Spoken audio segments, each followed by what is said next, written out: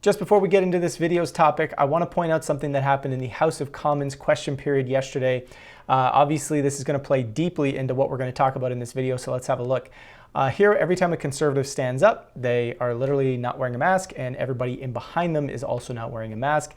Whereas when every time a liberal stands up, they remove their mask, and everybody behind them is wearing a mask. So you can essentially see that there's a party divide when it comes to masks. You see a uniform on one side and a uniform on the other. It doesn't matter what the science is. It doesn't matter what the truth is. All that matters is our political party is going to stand in the exact same, sort of position across the board. That's just how things work at this point. And the reason why this is so important is here are political games being played where Canadian citizens are literally stuck in the center, powerless, as all of this nonsense goes on. So we're going to get into this a little bit more deeply. There's something happening here in Canada that still a lot of people are not aware of, not just outside the country, but in the country itself.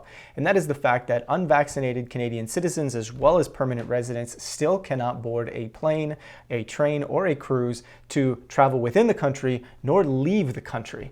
Because most of the measures have been dropped around Canada, across the entire country when it comes to COVID-19, most people assume that that particular measure went as well, but it hasn't. Now, of course, this particular measure was a big part of why, people were fighting at the Freedom Convoy to get government to remove the restrictions that they had against unvaccinated citizens here in Canada, which were very harsh, very restricting, and very limiting. And you'll see here Omar El-Gabra, the Minister of Transport here in Canada, who's been partly responsible for a lot of the measures against, citizens in general, but specifically unvaccinated citizens here in Canada, having a very difficult time answering a tough question from the CBC anchor here when it comes to evidence that the border measures are actually doing something to stop the waves of COVID-19.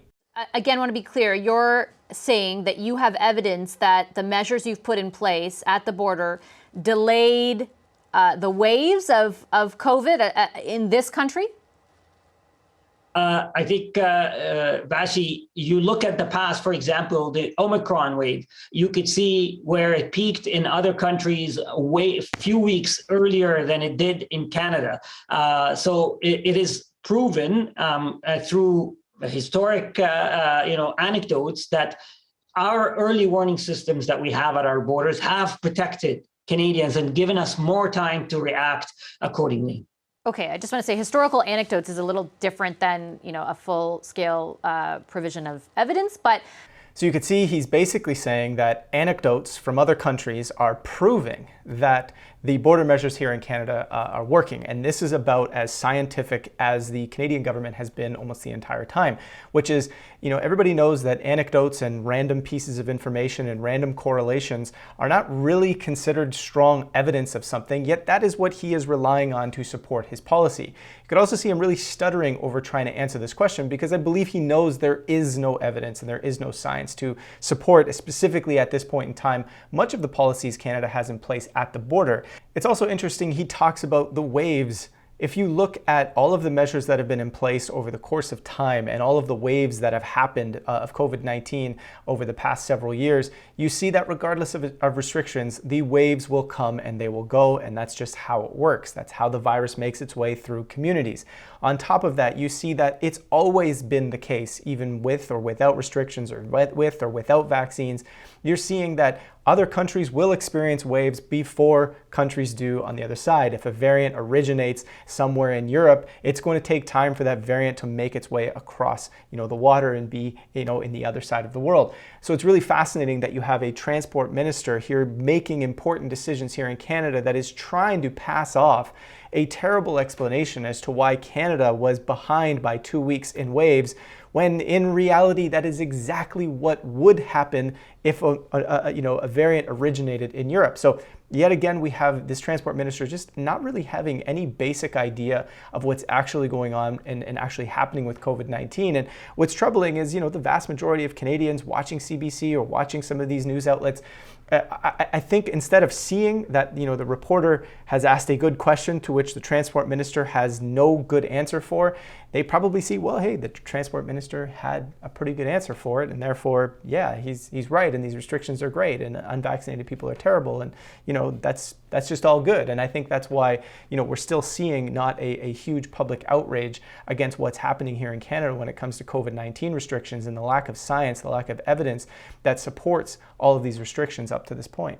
What's interesting about this is something I brought up to our team here at the beginning. I thought there was two sides to this freedom convoy. On one hand, it looked as though as COVID was sort of tailing out coming into the later parts of 2021 and moving into 2022, it seemed as though a lot of restrictions were being dropped around the world, even here in Canada. And I said, you know what, there's almost this momentum of seeing restrictions drop. Then the freedom convoy popped up, and I said to my team, I was like, you know what, I almost think it's possible, as much as I love this freedom convoy, that this particular protest, if it gets big enough, could actually hurt the chances of having restrictions go away, because the government would desperately want to show the entire country that this protest, this movement, did not do anything to change the minds of the federal government. Because if you were to show that publicly, you would show that the people have some power, that their voice means something, and that ultimately, if enough people came together to ask for something, it could happen. And so what have we seen as this freedom convoy has come and gone? We've seen punitive measures from the Liberal government against unvaccinated citizens remain in place, even though there is no science whatsoever to support them.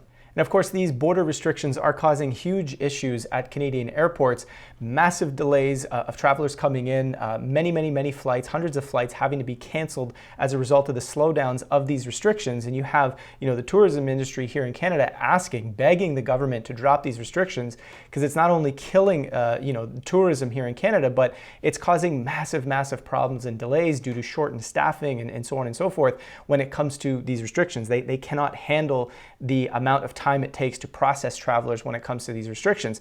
And so, in a House of Commons session that happened yesterday, you have MP Stephanie Kuzy challenging Parliamentary Secretary of Health Adam Van Koverden about these particular restrictions and what they're going to do about it. Listen to what he says in response. The EU and the US have dropped their mandates, while Canadian travelers still have to provide proof of vaccination, wear masks, and be subject to random testing.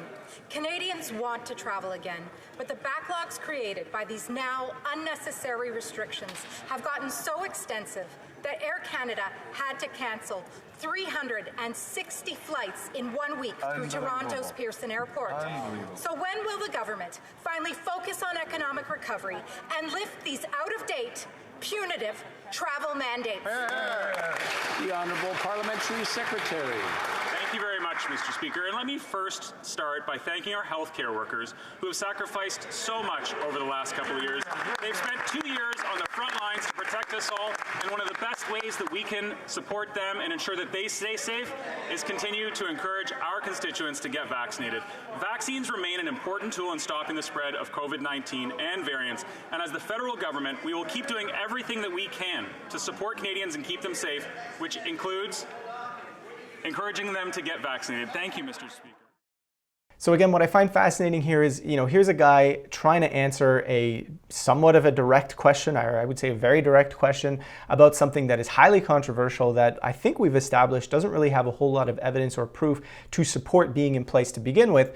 And reading directly off a piece of paper, he's essentially providing a response. He's even almost chuckling at the end, because I think there's a sense that he even knows his own answer is rather ridiculous.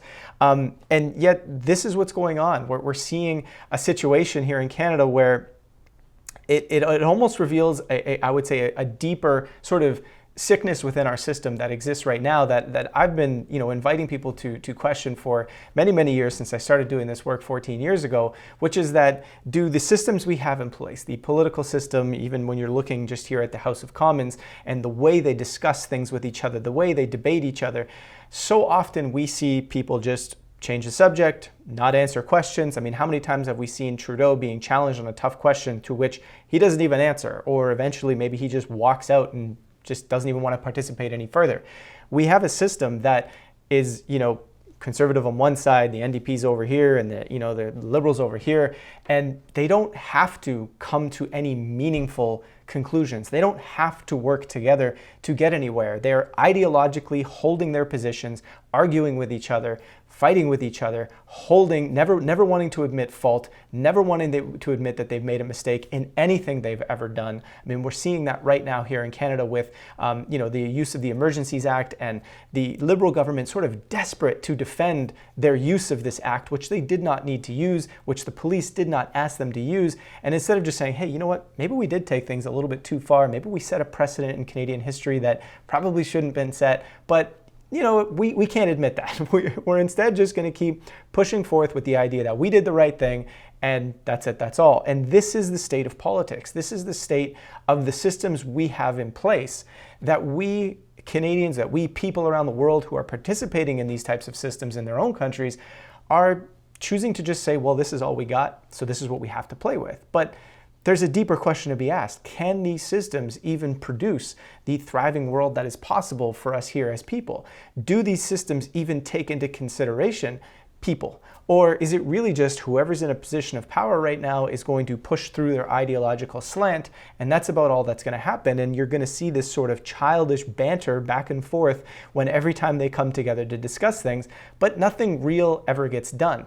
The level of, in my opinion here, the level of maturity that I see happen in the House of Commons in any of these debates and any of these political discussions is that of literally a 3-year-old, a grade 3 class having a discussion about, who did what and who to blame of what happened in the schoolyard. It's not something that resembles a healthy society. It's not something that resembles something that is going to lead us towards something good.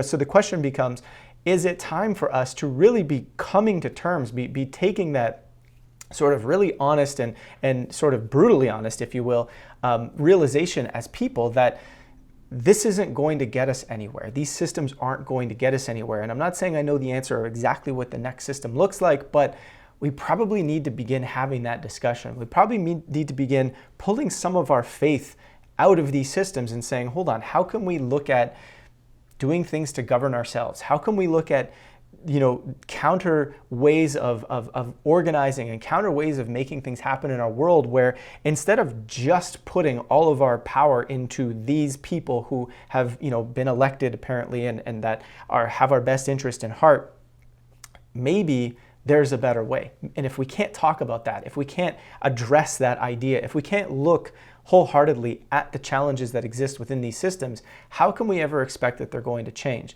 How long are we going to be doing the same thing over and over again, pretending that, well, it's just the Liberals' fault this time, but the next time we'll be complaining about the Conservatives, and maybe even one day, if it ever happens, we'll be complaining about the NDPs, and it doesn't seem to matter who's in a position of power. This is not a system that produces a thriving world. How can we do something different? I believe that conversation needs to begin happening, and I'm not saying we can pull, all of our, participation out of these systems 100% completely right now in this moment. But if we cannot start talking about what else is possible, I don't see how this sort of back and forth immature banter is going to lead us anywhere meaningful. But I'd love to hear what you have to say about that. Do you believe other systems are possible? Do you see a route in which we can start playing with other systems? Let us know in the comments below. And as always, subscribe, share this video with other people. And that's it. That's all. We'll catch you next time.